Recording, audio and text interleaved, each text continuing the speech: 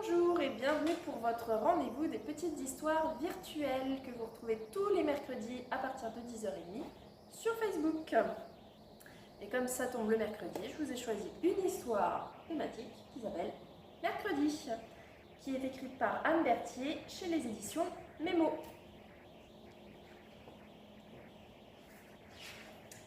Tous les mercredis, Petit Rond et Grand Carré se retrouvent pour jouer à leur jeu favori. Il leur suffit de prononcer un mot et ils se transforment aussitôt. Vite, vite, Grand Carré, c'est toi qui commence. Papillon. Papillon, moi aussi. Fleur. Fleur, moi aussi. Champignon.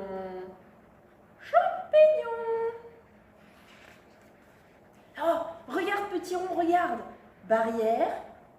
Cerf-volant. Mais oui, mais je peux pas, soupire Petit Rond. Moi, je suis trop petit. Sapin. Maison. Arrête, Grand Carré, moi, je peux pas. Et ma couleur, Petit Rond, c'est le ciel, c'est la mer, c'est grand, vague, montagne. Tu fais l'important, moi, je joue plus. Et chacun va dans son coin. Mais très vite. Et si on imaginait des figures tous les deux, ensemble? Oh, bonne idée. Essayons tout de suite, Petit Rond. Admire, je me tiens bien droit. Et moi, je fais le point, dit Petit Rond.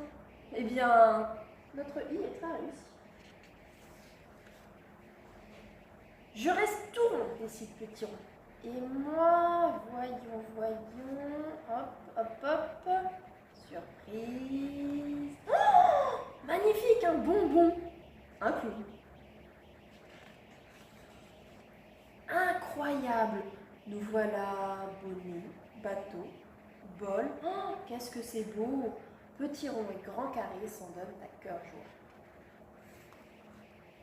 Petit Rond devient joue, roue. Grand Carré devient chapeau, manteau, crayon, bouquet. Parfois, c'est étrange. Et puis, le tout prend forme.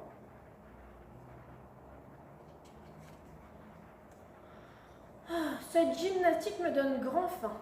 Préparons notre goûter. Et tous deux de s'écrier « Pâtissier, casserole, cuillère, rouleau !» Gâteaux! Ces gâteaux sont si bons qu'on n'entend plus nos petits amis. Ils savourent ce bel après-midi.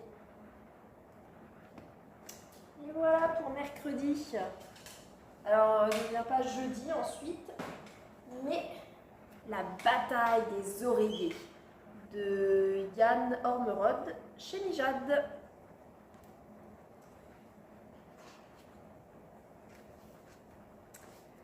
Ça vous arrive parfois de vous réveiller en plein milieu de la nuit et de faire une bataille d'oreillers au saut du lit? Ça vous arrive aussi? À Suzanne, oui. Une nuit, son oreiller est devenu vivant. Et il a commencé à lui faire des farces. Vous aussi, votre oreiller vous fait des farces? Celui de Suzanne, oui. Après ça, il a descendu l'escalier. Suzanne l'a suivi. Et qu'est-ce qu'elle a vu? Les coussins. Ils étaient réveillés eux aussi. Et puis, qu'est-ce qu'elle a fait, vous croyez? Elle a dit « Bonjour, coussins !» Et si on s'amusait tous ensemble? Et à ce moment-là, d'autres coussins sont arrivés, plus gros. Ça vous arrive souvent de frapper du pied, de danser et de rire aux éclats en plein milieu de la nuit? Suzanne, oui. Cette nuit-là, elle a même joué à saute-mouton. Allez, hop, sautez, sautez! Ah, tombé. Oh, Suzanne était très fâchée. Et ce n'était pas un bête coussin qui allait l'impressionner. Et paf, et boum, et pouf, et patapouf. Arrêtez, a dit Suzanne, sinon j'allume. Ne rigole pas, Suzanne. Et la bataille s'est arrêtée. Suzanne a ramassé les coussins et les a remis à leur place. C'était comme si rien ne s'était passé. Oui, bien connu. Elle est retournée dans sa chambre et elle a couché l'oreiller. Et tout à coup, elle s'est sentie vraiment triste.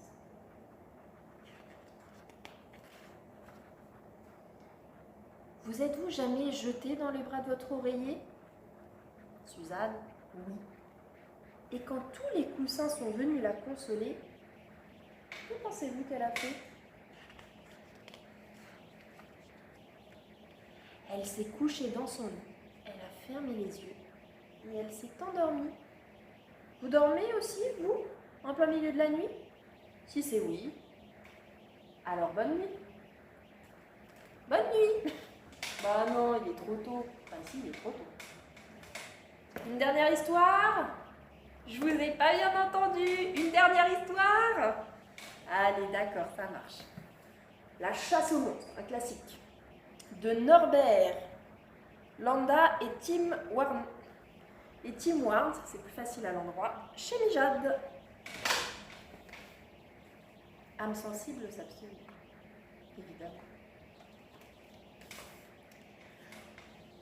Un matin, très tôt, un bruit réveille Petite Canne. Ça fait psh, psh, et ça sort de sous le lit. Petite Canne ne sait pas ce que c'est, mais elle a trop peur pour regarder. Alors elle saute hors du lit et court chercher de l'aide. « Hé, petit cochon !» crie-t-elle. « Il y a quelque chose sous mon lit qui fait un drôle de bruit comme ceci. Psh, psh, grrr, psh, psh, grrr. » Répète Petit cochon. « Ciel, il nous faut de l'aide, de quelqu'un de fort. Reste bien où tu es, Petite Canne, je reviens. » Et Petit cochon court chez Gros ours. Gros ours rentre des bûches. « Il y a quelque chose sous le lit de Petite Canne, » lui raconte Petit cochon. « Ça fait un bruit terrible, comme ceci. Psh, psh, grrr, bang, bang. Je suis venue te le dire, Gros ours, parce que toi, tu es fort. » C'est vrai que la plupart du temps, ma force suffit, dit Gros ours. Mais pour chasser cette chose, il nous faut l'aide de quelqu'un qui ait une voix puissante, il me semble. Petit cochon et Gros ours courent chez Loup, qui se prépare à lancer son hurlement matinal. Gros ours lui raconte quelle chose terrifiante se trouve sous le lit de Petite Canne. Elle fait psh, psh, ah, bang, bang, pam, pam, tout le temps, explique-t-il. Crois-tu pouvoir la chasser? Oh, ne vous en faites pas, dit Loup en se rengorgeant. Rien ne peut me résister. Écoutez plutôt. Ah! Mais pour chasser cette chose, ma voix suffira-t-elle? Doute soudain Loup. Si nous avions l'aide de quelqu'un de très intelligent, ce serait plus rassurant. Alors, Petit cochon, Gros ours et Loup courent chez Loup. Écoute, lui dit Loup, il y a une chose sous le lit de Petite Canne qui fait un potin épouvantable. Elle fait psh, psh, ah, bang, bang, pam, pam, yi-ha! Hibou en reste sans voix. Nous nous sommes dit que toi tu saurais de quoi il s'agit, dit Petit cochon, car tu es très intelligent. Intelligent, je le suis sans aucun doute, dit Hibou. Aussi puis-je vous l'affirmer. Petite Canne court un grand danger. Petit cochon, Gros ours et Loup se serrent l'un contre l'autre. En es-tu sûr? demande-t-il. Certain, dit Hibou. Si cette chose était mignonne et gentille, pensez-vous qu'elle ferait un tel raffut? Alors c'est un monstre, s'écrie Petit cochon. Oh, ciel, qu'allons-nous faire? Avec un monstre, il n'y a qu'une manière de procéder, dit Hibou. Il faut l'attraper. Bien dit Hibou. Les animaux rassemblent de la corde, un filet et quelques bricoles qui peuvent leur être utiles. Puis bravement, ils prennent le chemin de chez Petit Canne. Hibou vole en tête. C'est lui qui a eu l'idée d'attraper le monstre après tout. Puis vient un loup qui hurle à plein poumon. Ah! Gros ours le suit et brandit un bâton de grand chasseur de monstres. Petit cochon ferme la marche. Il porte sur l'épaule un filet spécial attrape-monstre. Arrivés chez Petite Canne, les animaux collent l'oreille à la porte. Mais ils n'entendent aucun bruit monstrueux, ni non plus de cris ou d'appel à l'aide. Peut-être arrivons-nous trop tard, soupire Gros ours. Oh non, s'écrie Petit cochon désespéré. Tu es là, Petite Canne demande Loup. Doucement, très doucement, la porte s'ouvre en grinçant. C'est Petite Canne. Ah, vous voilà, dit-elle. Petite Canne, tu cours un grand danger, chuchote Gros ours. Il y a un monstre sous ton lit, hurle Petit cochon. Petite Canne semble sur le point de s'évanouir. Un monstre, murmure-t-elle. Mais comment le savez-vous? Mais parce qu'il fait psh, psh, grin, bam, bam, pam, pam, ya, crie Petit cochon. Et aussi, oui, ajoute Hibou. Allez les amis, on fonce. Et les animaux s'engouffrent dans la maison. En haut des escaliers, ils entendent un bruit. Ça fait psh,